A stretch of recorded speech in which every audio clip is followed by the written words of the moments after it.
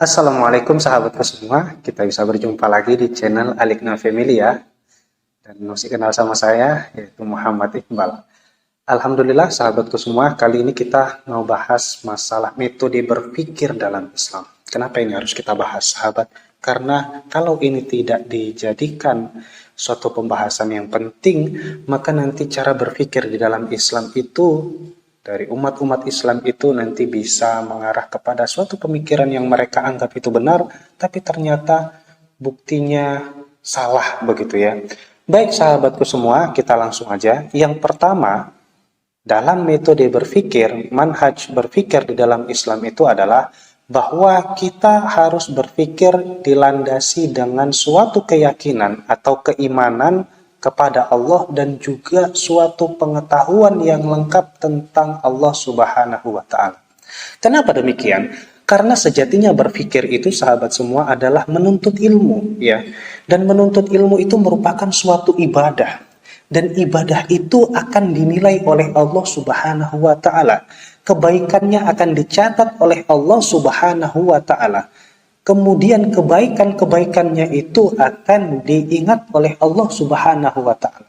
Maka dari itu sahabatku semua, hendaknya dalam metode berpikir di dalam Islam itu harus dilengkapi terhadap pengetahuan kepada Allah Subhanahu wa taala. Ya. Dan pada akhirnya sahabatku semua, ketika nanti suatu pemikiran itu menghasilkan ilmu, maka ilmu itu tidak jauh dari jangkauan penambahan iman kepada Allah Subhanahu wa taala. Ilmu yang ada itu nantinya tidak lari dari jangkauan yang semakin menuhankan Allah dan mengesahkan Allah Subhanahu wa taala.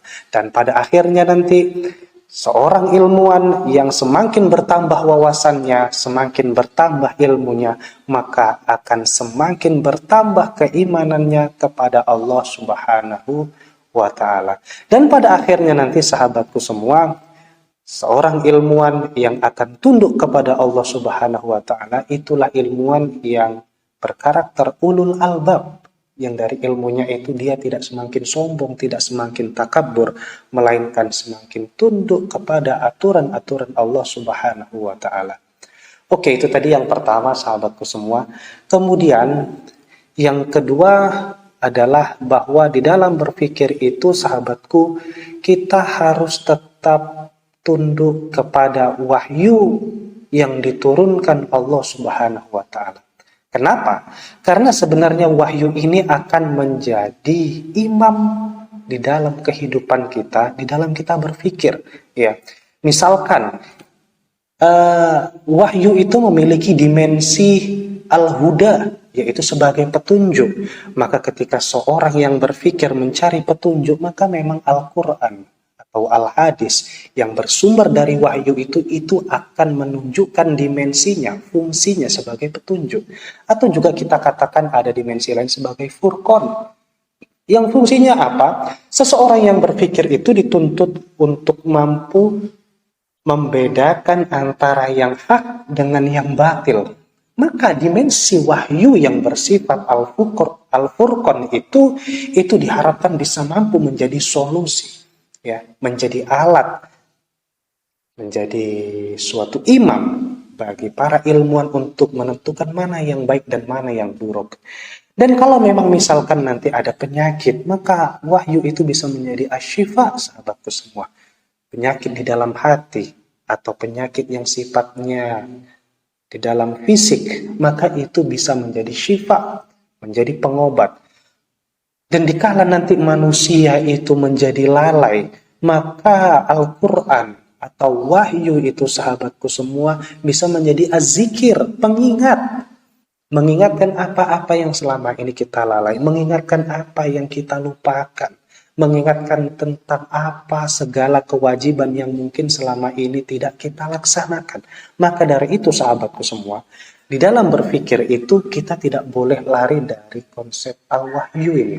Kita tidak boleh lari dari apa yang diturunkan Allah Subhanahu wa taala, yang itu akan menjadi rumus bagi cara berpikir kita. Jadi berpikir itu tidak sembarangan ya sahabat semua. Ada rumusnya. Rumusnya itu diberikan Allah Subhanahu wa taala melalui wahyunya. Kemudian lagi sahabatku semua, apakah memang itu sudah lengkap? Jelas. Yang nanti di mana ketika kita mau berpikir secara arif, berpikir secara bijaksana, maka wahyu itu memiliki dimensi al-hikmah, sahabatku semua, yang artinya adalah kebijaksanaan. Ketika kita memahaminya, mendalaminya, maka apapun yang kita pikirkan, apapun yang kita cari mengenai kebenaran, maka kita tetap akan menjadi bijaksana baginya. Kemudian sahabatku semua, selain itu dia juga akan menjadi bayan, menjadi penjelas, menjelaskan apa-apa yang selama ini tidak kita ketahui, menjelaskan apa yang selama ini kita butuhkan dari ilmu pengetahuan itu. Oke, baik. Selanjutnya, sahabatku semua, yang ketiga adalah kita di dalam berpikir itu harus dalam metode yang integral, yang muwahadah, yang dia dengan tauhid. Ya, kenapa dengan integral, sahabatku semua? Karena kalau kita mendikotomikan satu ilmu dengan ilmu yang lainnya, suatu pemahaman dengan pemahaman yang lainnya, ini nanti membuat kita tidak menjadi seorang pemikir yang maksimal, yang universal. Atau dalam istilah lain, kita berpikir atau kita belajar itu sifatnya setengah-setengah, tidak lengkap. Yang setengah-setengah itu, sahabatku semua, itulah yang membuat orang nanti tidak maksimal ilmu pengetahuannya. Yang setengah-setengah inilah nanti yang mungkin bisa membuat orang tidak menemukan suatu kebenaran. Padahal Allah Subhanahu wa taala ya dijelaskan di dalam hadis, innallaha yuhibbu abdan idza amila amalan ayyutkinahu. Sesungguhnya Allah menyukai seorang hamba yang apabila dia bekerja, apabila dia beraktivitas dengan memaksimalkan pekerjaannya, dengan memaksimalkan aktivitasnya agar itu mengarah kepada apa yang dia inginkan. Oke, baik sahabatku semua. Maka dari itu, sahabatku, cara berpikir itu harus integral, ya. Seperti misalkan kita menemui seorang teman yang dia itu memiliki penyakit homoseksual, ya. Mungkin bagi sebagian orang yang dia berpaham sosialisme, dia mengatakan, oh itu merupakan keinginannya, kita tidak boleh memaksakannya. Selama dia tidak mengganggu kita, maka kita jangan mengganggu dia. Ingat sahabatku semua, ketika kita mengingatkan sahabat kita atas akan suatu kesalahan, bukan berarti kita mengganggunya.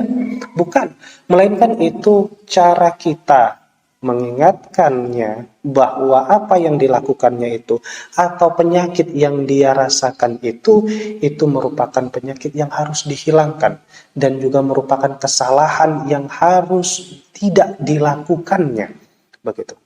Maka logikanya sahabat semua, ketika kita mengetahui bahwa homoseksual itu adalah penyakit, maka jangan kita biarkan orang berpenyakit, ya pastinya harus kita obati. Kemudian ketika kita menyadari bahwa seseorang itu dia melakukan suatu tindakan dosa, perbuatan dosa, maka dari situ kita jangan membiarkannya dengan alasan itu kesenangannya atau membahagiakannya, tapi kita juga harus membahagiakannya dari sisi yang integral. Yang bahagia bagaimana maksudnya? Dia harus bahagia nanti di sisi Tuhannya dengan cara tidak melanggar batasan-batasan Allah Subhanahu wa taala. Kenapa? Karena kalau dia dibiarkan melanjutkan apa kegilaannya tentang homoseksual itu, perbuatan homoseksual itu, maka nanti Allah akan marah. Nah, begitu ya. Jangan hanya mengikuti perspektif dia yang salah, tapi ikutilah perspektif bahwa kita ini yang makhluk, kita ini diciptakan. Ada pencipta kita yang memiliki aturan, yang aturannya itu harus kita ikuti. Yang salah satu aturannya itu adalah tidak boleh mendatangi orang-orang sesama jenis. Berhubungan seks dengan orang-orang sesama jenis, itu tidak diperbolehkan. Maka membahagiakan sahabat kita yang berpenyakit itu bukan cara membiarkannya, tapi dengan cara mengobatinya dan mengajaknya kepada jalan yang benar agar nanti dia tidak hanya bahagia di dunia, tapi juga dia ikut bahagia di akhirat. Maka seperti itulah seharusnya cara berpikir muslim. Oke, sahabat semua. Juga misalkan kita melihat ada seseorang yang dia itu berada di dalam kesalahan di dalam bisnisnya, misalkan ya. Ya, ada orang yang mengatakan, oh memang dia melakukan bisnis yang itu sebagian diharamkan atau syubhat. Tapi dia mau bersedekah kok. Ah, begitu ya. Tapi jangan gara-gara dia mau bersedekah dengan hasil dari bisnisnya yang syubhat atau haram itu lalu kita biarkan hanya gara-gara sedekah. Ingat sahabat semua, kita kalau mau hasil yang bagus maka harus kita menanam benih yang bagus juga, ya. Jangan gara-gara dia mau sedekah tapi bisnisnya yang tidak bersih itu kita biarkan. Tapi kita berikan suatu pemahaman bahwa apa yang dilakukannya itu adalah salah. Dan alangkah lebih baiknya kalau dia melakukan sedekah dari hasil keringatnya yang itu halal, yang itu juga bagus, sahabatku semua. Maka dari itu sahabatku semua, jangan paham yang setengah-setengah atau paham yang dikotomis itu membuat kita menjadi tidak memaksimalkan dakwah kita atau cara berpikir kita terhadap ajaran Islam itu, sahabat semua. Ya, kita harus hati-hati. Kemudian yang keempat, sahabatku semua, adalah di dalam berpikir itu, metode berpikir dalam Islam yang keempat adalah bahwa kita harus melihat atau menggabungkan pemikiran kita antara hal yang nampak dan yang tidak nampak. Yang nampak itu yang empiris, ya. Sedangkan yang tidak nampak itulah yang metafisis. Contoh misalkan sahabatku semua, kita memiliki suatu makanan. Maka cara berpikir orang muslim itu bukan hanya memikirkan bahwa makanan itu bergizi, makanan itu bersih, bukan. Tapi orang Islam yang harus dipikirkannya adalah bagaimana ketika makanan itu sudah bersih, makanan itu sudah bergizi, lalu yang dia pikirkan adalah bagaimana caranya agar makanan ini mampu memberikan energi yang kuat kepada diriku untuk menambah ketaatanku dalam beribadah kepada Tuhanku. Itu yang metafisisnya. Atau misalkan memang dia bisa membuat makanan yang bersih dan bergizi, berprotein tinggi, dan juga bernutrisi, sahabatku semua. Tapi di lain hal itu dia juga harus pikirkan bagaimana caranya aku bisa menghasilkan makanan yang lengkap nutrisi dan gizi seimbang ini dari hasil usahaku yang halal. Ya, jadi bukan hanya makanannya yang sehat, tapi sumbernya juga halal. Nah, itu yang metafisis, sahabatku semua. Maka dari itu, kita kasih contoh lagi misalkan seperti di dalam kita berbuat, di dalam kita melakukan aktivitas sehari-hari. Hendaknya aktivitas kita itu bukan hanya aktivitas yang bisa menenangkan diri kita, membahagiakan nafsu, memuaskan nafsu, dan membahagiakan pikiran kita. Tapi juga bagaimana caranya agar apabila yang kita lakukan itu membahagiakan kita dan pada akhirnya bisa membahagiakan orang lain dan yang pada akhirnya nanti bisa menambah kebaikan, catatan kebaikan di sisi Allah Subhanahu wa Ta'ala. Atau tapi sahabatku semua, kalau memang perbuatan yang kita senangi itu ternyata tidak sesuai dengan syariat, tidak sesuai dengan ajaran agama, bukan agamanya yang ditentang, tapi kitalah yang harus berubah. Itu menunjukkan bahwa di dalam diri kita ini masih ada hal-hal yang tidak bersih yang masih tersangkut dalam pribadi kita. Itu yang membuat terkadang kita gelisah melakukan perbuatan-perbuatan kebaikan dan kita senang melakukan perbuatan-perbuatan dosa. Maka dari itu sahabatku semua, yang menjadi ukuran yaitu adalah Islam. Kita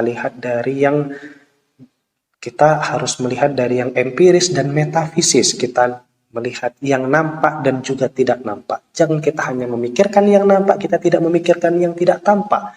Harus kita pikirkan juga kedua-duanya. Ada akhirat yang itu tidak nampak, sahabatku semua. Tapi dia pasti.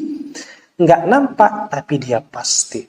Maka dari itu kita harus berhati-hati. Ya, sahabatku semua. Dan pada akhirnya kalau kita menyadarkan yang empiris dan metafisis ini, pada akhirnya kita nanti apapun yang kita buat pasti bisa menjadi kebaikan untuk diri kita, kebaikan untuk saudara-saudara kita, kebaikan untuk orang yang ada di sekitar kita, dan pada akhirnya itu menjadi kebaikan bagi agama Allah Subhanahu wa taala dan membahagiakan Rasulullah Shallallahu alaihi wasallam. Baik sahabatku semua, ini pemahaman mengenai metode berpikir dalam Islam yang saya ambil dari teori yang dijelaskan oleh Profesor Sayyid Muhammad Naqib Alatos. Mudah-mudahan ini bermanfaat bagi kita semua sahabatku, bisa kita amalkan dan wawasannya dapat kita ajarkan kepada orang yang kita cintai dan kita sayangi. Dan terima kasih dari saya pamit. Assalamualaikum warahmatullahi wabarakatuh.